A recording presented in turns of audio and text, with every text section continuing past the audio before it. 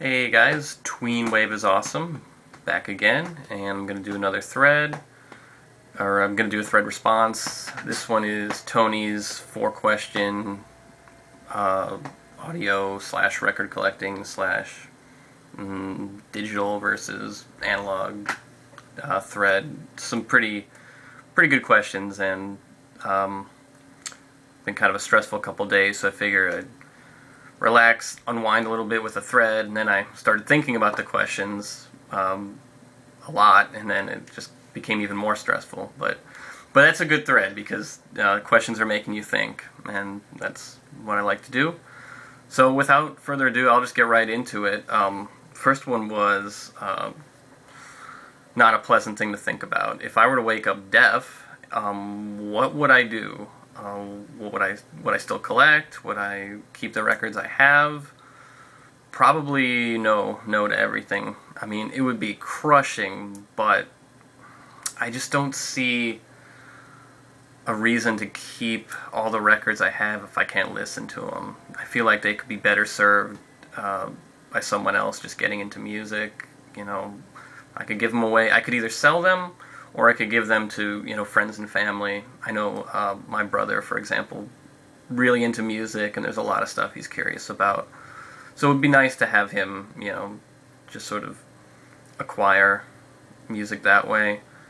What else? There's just, it would be so crushing, but yeah, I wouldn't be collecting. It just doesn't seem right. I mean, there's a lot of cool aspects to records, but I mainly collect for the music. That's first and foremost the most important thing to me, and without being able to listen to it, I don't know. It would be kind of cool, I guess, to maybe just keep them around just as a relic of an earlier time, but I don't know, I think I might get depressed looking at them if they stuck around too long. So I think I would probably just give them away, and I feel like after a time I'd probably just get over. I'd move on to something completely else. Couldn't play music, I couldn't listen to it. I would just do a whole another hobby altogether, which wouldn't be easy, but I think over time that's just what would happen. So with that uplifting question and answer, let's move on to number 2. This was about digital. And the question was, if digital were to somehow surpass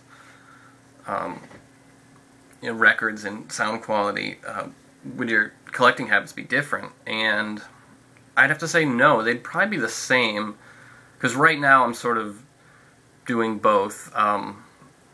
There's definitely a possibility. Digital's getting better. We've got lossless files and FLAC files that are sounding pretty good. So I could see that maybe even happening one day. But there's something to be said about just having, the record itself, just digging through crates and, hunting down stuff that maybe other people just they don't put a value on it, but it means a lot to you, and that's just a really nice thing to do. And to be honest, I probably spend almost as much time just digging for music than actually listening to it. It's close. It's probably about 50-50. But yeah, that's let's see. There's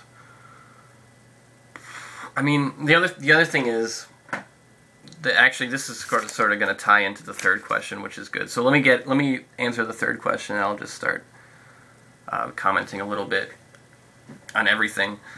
The hunt, is it greater than the catch? Yeah, sometimes it is, but the thing with digital and stuff is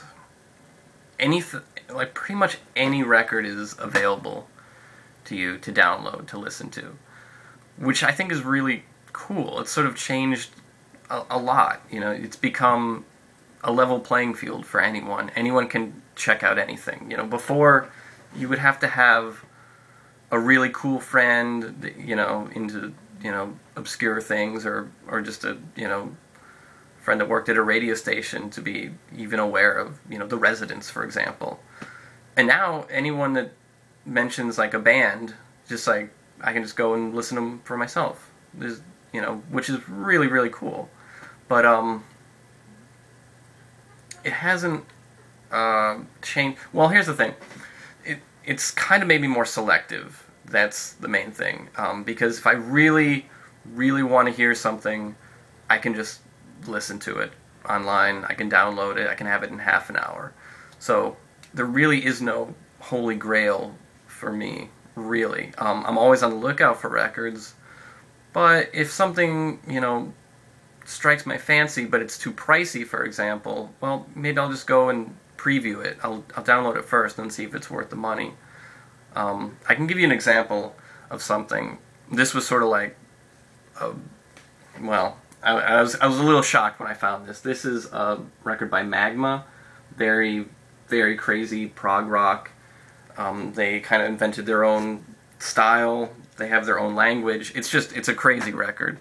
And I was really curious about it, so I downloaded it. And that was the thing. When I finally found it, it was still just an incredible find. But I think it made it a little less exciting because I had already heard it. I already knew, how crazy it was. So that's, the downside.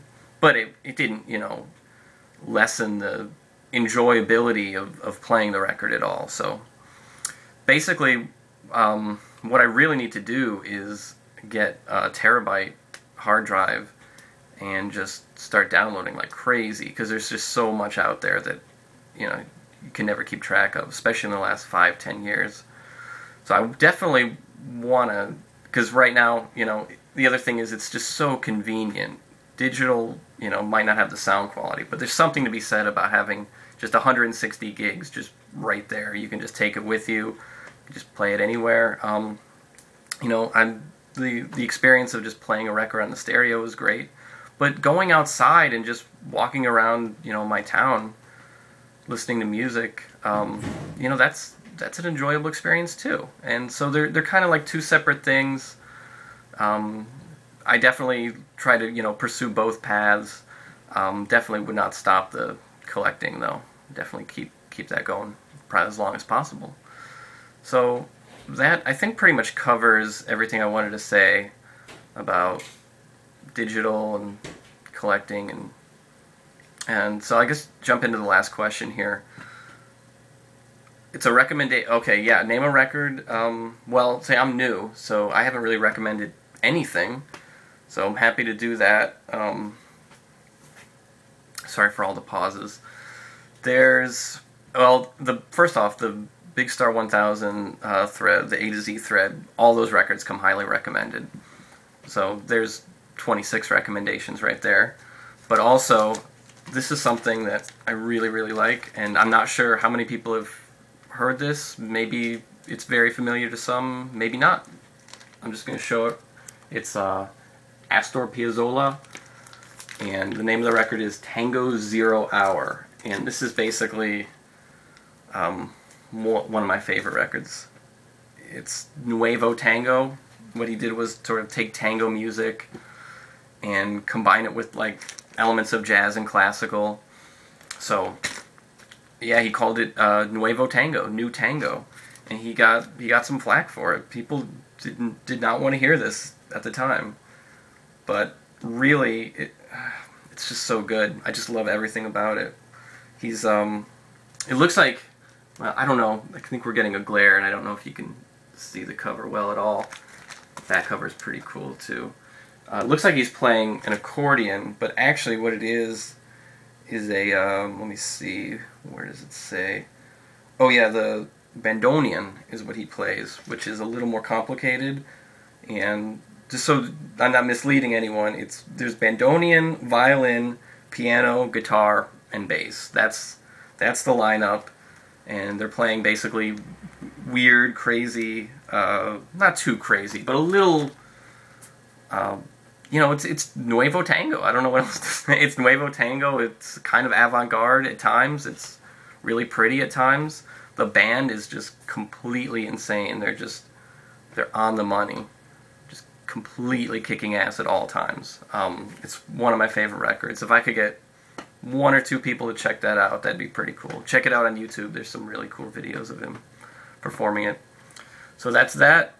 Sorry for the lapses and thoughts. Some of it was sort of formulated in my head. Some of it was kind of not. I was just sort of on the go, free form. That's how I like it. So I'll talk to you guys soon. Keep up the threads. I like responding, and I'll hopefully have a new video of my own in a couple of days. All right.